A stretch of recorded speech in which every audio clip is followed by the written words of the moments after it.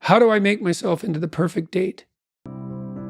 You answer that question, and you will not have any problem answering the previous question. It's like, what do I want in a partner? If I offered everything I could to a partner, who would I be? You work on that. Ask that question. Just ask. Just ask yourself, okay, I have to be the person that women would want. Okay, what do they want? Clean. That's not a bad start. Reasonably good physical shape. So healthy, productive, generous, honest, willing to delay gratification. So you dance with a woman. It's like, what's she doing? What are you two doing? Well, it's a pattern. There's patterns happening around you. That's the music. Patterns of being. That's the music. Now, can you align yourself with the patterns of being gracefully? That's what she's checking out. And then can you do that with her? And then can you do that in a playful and attentive manner and keep your bloody hands to yourself for at least a minute? And so, can you dance in a playful manner? It's like you can go through this in your imagination and you'll know. And then you think, well, how far am I from those things? And the answer is usually, man, it's a pretty horrible abyss separating you from that ideal. But the harder you work on offering other people what they need and want, the more people will line up to play with you. And so it's the wrong question. It's like, how can I be the best partner possible? And then you think, well, if I do that, people will just take advantage of me. And that's the non-naive objection, right? Because the naive person's saying, well, I'll be good and everyone will treat me right. It's like the cynic says, no, I'll be good and someone will take me out. And then you think, well, what do you do about that objection? And the answer is, well, you factor that in. And that's why you're supposed to be, what is it? As soft as a dove and as wise as a serpent. It's like, I know you're full of snakes. I know it. Maybe I know it more than you do. But we'll play anyways. And take the risk anyway. That's right. Voluntarily, right?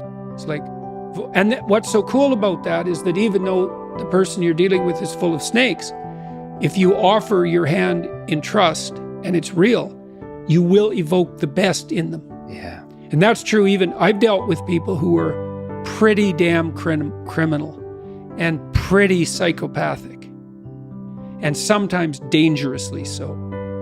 And you tread very lightly when you're dealing with someone like that, especially if they're intoxicated.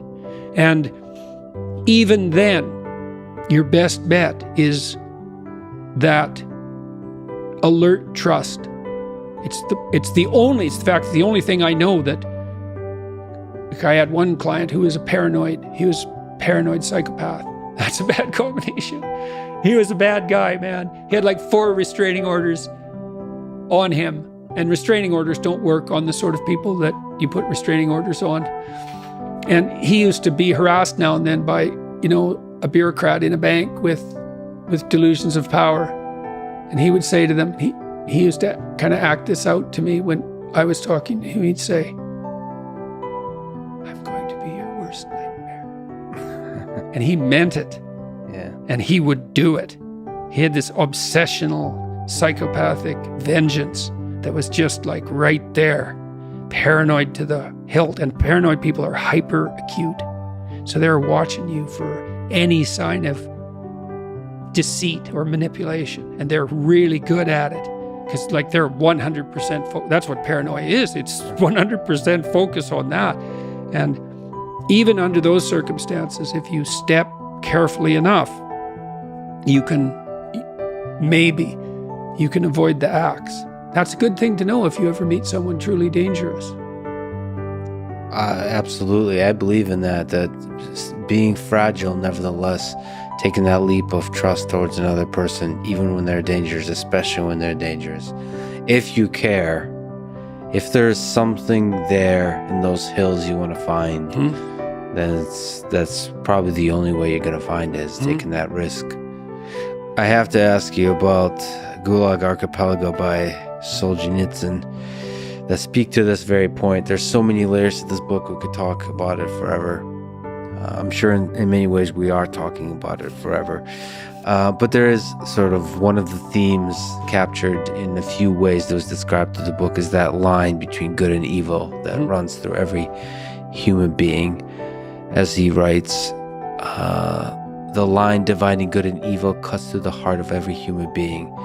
During the life of any heart, this line keeps changing place. Sometimes it is squeezed one way to exuberant evil, and sometimes it shifts to allow enough space for good to flourish. One and the same human being is, at various ages, under various circumstances, a totally different human being. At times, he is close to being a devil, at times to sainthood. But his name doesn't change, and to that name we ascribe the whole lot, good and evil. What do you think about this line? What do you think about this thing where we talked about if you give somebody a chance, you actually bring out the best in them? What do you think about this other aspect that throughout time, that line shifts inside each person, and you get to define that shift? What do you think about this line? Are we all capable of evil? Well, the cosmic drama, that's Satan versus Christ. It's like, well, who's that about? If it's not about you.